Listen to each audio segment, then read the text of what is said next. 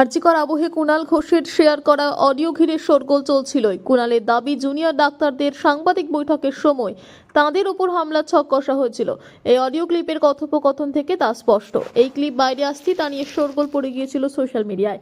শতপ্রণোদিত মামলা রুজু করে বিধাননগর ইলেকট্রনিক্স থানার পুলিশ এই ঘটনাতে আগে সঞ্জীব দাস নামে এক যুবককে গ্রেপ্তার করে। এবার গ্রেপ্তার সিপিআইএম নেতা কলতান দাশগুপ্ত।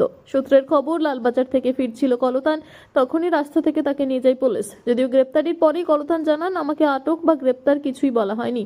নির্যাতিতার বিচারের দাবিতে যখন আন্দোলন চলছে তখন নজর ঘোরাতেই এটা করা হচ্ছে। এটা ষড়যন্ত্র।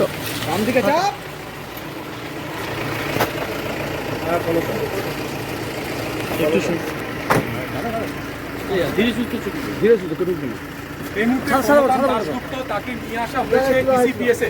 কলতান, আপনাকে কেন নিয়ে আসা হলো? আপনাকে কেন নিয়ে আসা হলো? কলতান, কি বিষয়? এখনো পুলিশের পক্ষ থেকে জানানো হয়নি, তবে নিশ্চিতভাবে কোনো ষড়যন্ত্র আছে।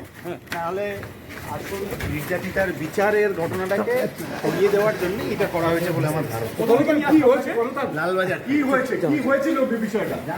না, কখন ধর তুলেছিল? আপনাকে নিয়ে আসাটাকে আপনি কিভাবে ব্যাখ্যা করবেন?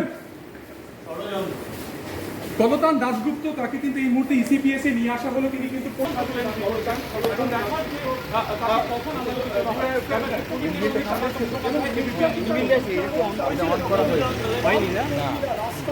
আমি দুটোই আমি অন করে রেখেছি। এই আটক এমন ব্যাখ্যা করছে।